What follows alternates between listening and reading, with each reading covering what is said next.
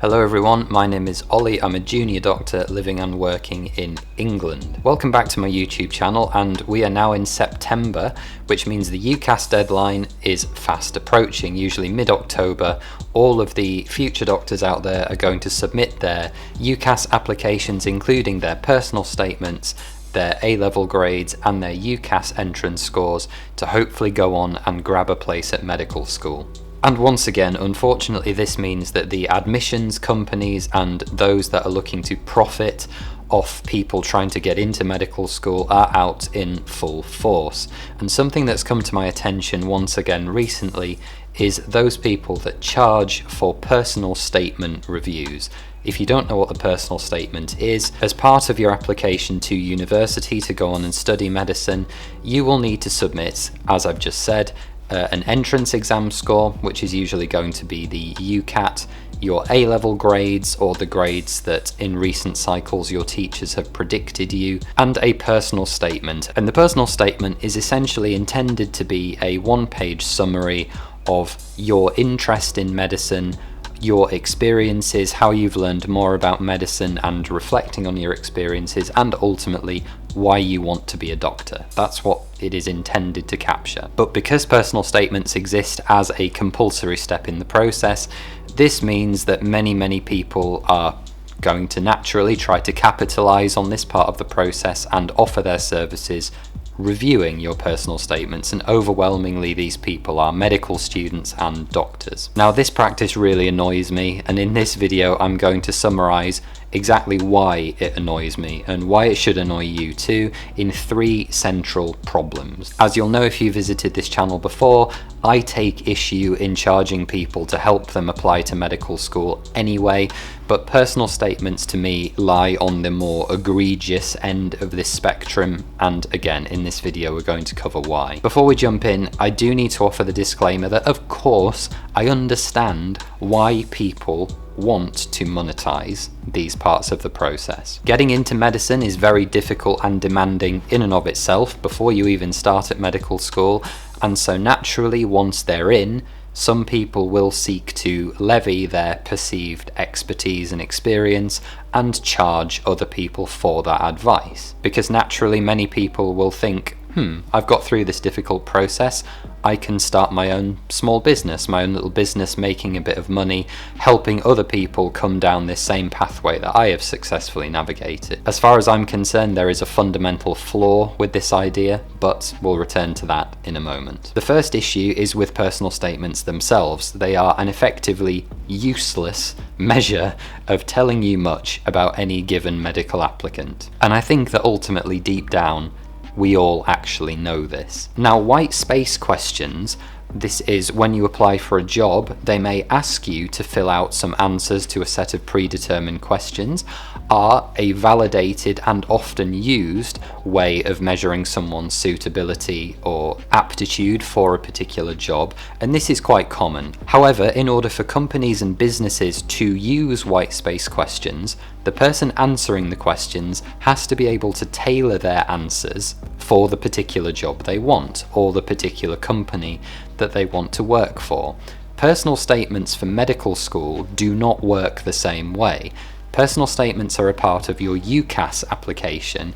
That is, you have one application with one personal statement that is sent out to all of the medical schools you wish to apply for. This means that even though the 4 medical schools they want to apply for might all be different and look for slightly different things in their candidates, you cannot tailor your personal statement to one particular school. You've got to have a generic statement that is suitable for all of your schools. And even from the outset, it would be very likely that different medical schools would treat personal statements in different ways. They might look for different things, they might score them differently. There is no real consistency in what applicants are actually expected to do. Now, the other issue here is that based on my own experiences, talking to many people involved with admissions at medical schools all over the country, and at the Medical Schools Council, which is the body that oversees admissions to medical school, I do not believe genuinely that there is a single medical school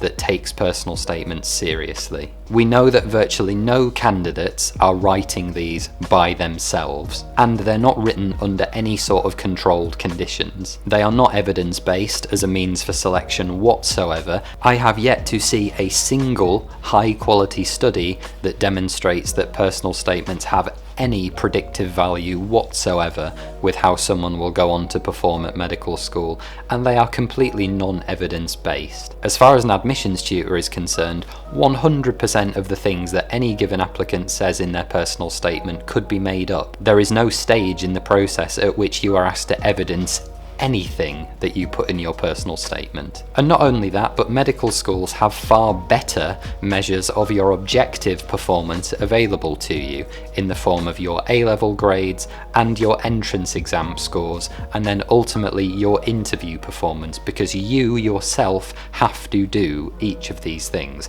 Are these methods flawed? Yes, they are, but are they a damn sight better and more useful than a personal statement?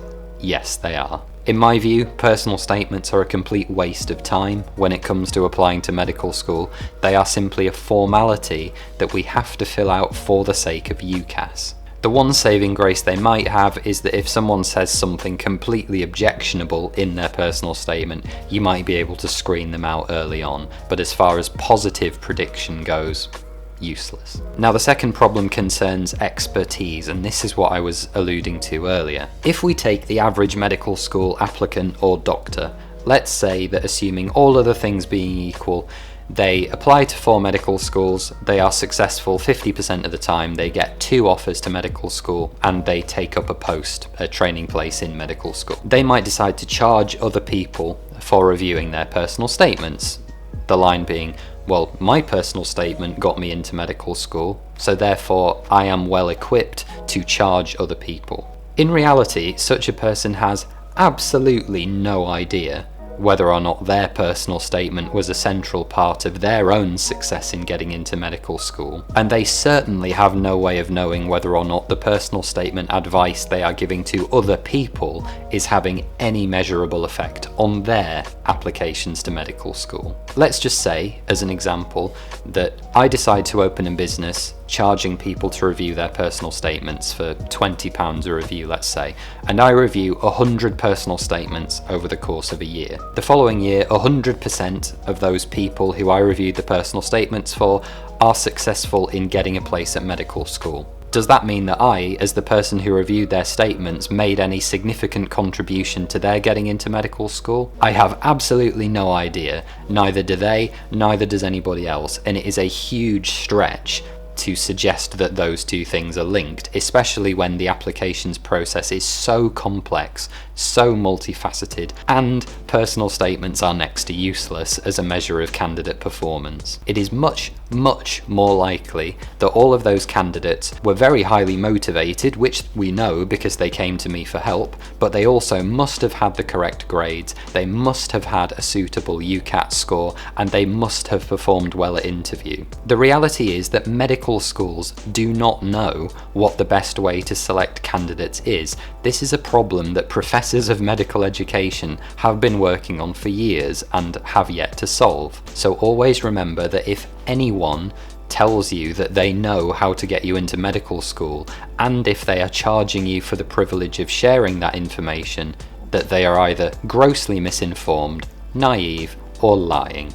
To think about it a slightly different way, I'm going to use myself as an example. I got into Warwick Medical School on my first attempt applying for the graduate entry programme. All through medical school and this year, now as a practicing doctor, I have reviewed hundreds upon hundreds of personal statements over the years, all for free. Now, does this make me any more qualified than anybody else to review personal statements for medical school? No, of course it doesn't. I would like to think that I'm a fairly eloquent and confident speaker with a pretty good vocabulary, and all I can offer people is a set of cautious eyes, potentially to reword certain ideas and do a basic check for grammar, punctuation and spell checking. The reality is that I do not know any more about the average medical student than exactly how a medical school might choose to drill down into a personal statement. Neither do the people who are charging you for these reviews. Do not believe them. And this brings me to my last talking point of the video, which is ultimately exploitation. In order for this business model of reviewing personal statements to work, medical applicants have to be convinced of two things, at least as far as I'm concerned.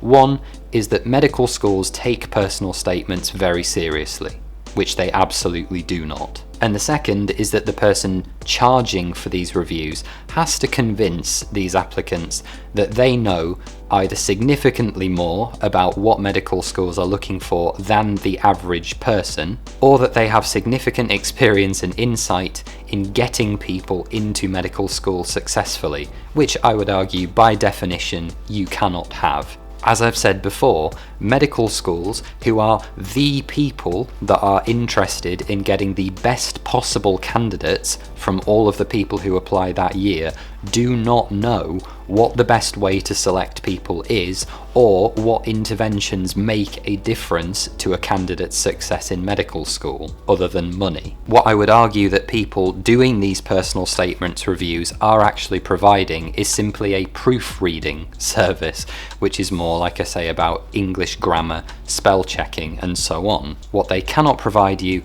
by definition, and they market their services this way, is ultimately an increased chance of getting into medical school or oversight from someone who knows what a good personal statement for medical school looks like. And we have a really serious ongoing problem with elitism in medicine. Many schools in the UK will never send anybody to medicine successfully. And if you do not go to a school that knows how to support people who are applying for medicine, you're not going to be a doctor. That's basically how it works. Using my own state comprehensive as an example, I can count the number of people in the last 10 years that have gone through to medical school successfully on one hand. There are 3 of us, and all of us went to medical school as graduates. In the last 10 years, they have not put a single candidate into medical school successfully because they simply do not have the support. I know it is tempting to want to make money from these desperate medical school applicants who will pay any amount of money for any shred of advice. But it's a one-sided discussion. They don't know what we know as medical students, and now for me as a doctor. We can see behind the curtain. We know that these businesses are exploitative. They do not care about the applicants. What they care about is making money. There are hundreds of us online who are very, very vocal about these issues and are absolutely willing to support candidates for free in terms of application advice, personal statement reviews, and interview practice. You do not need to pay a penny. And in my time on YouTube, I've had a lot of complaints from the people who run these businesses, who run these companies and try and sell these books and personal statement reviews, saying that I'm hurting their bottom line. And as far as I'm concerned, good. If your business model is not good enough to outcompete someone who is putting out material for free, then your business model isn't very good. Welcome to the marketplace. So thank you for watching, ladies and gentlemen. Please be sure to hit that like button for me, leave a comment and subscribe to the channel so you don't miss future videos, and you can find all of my free resources online at ollieburton.com. Take care, and I will see you next time.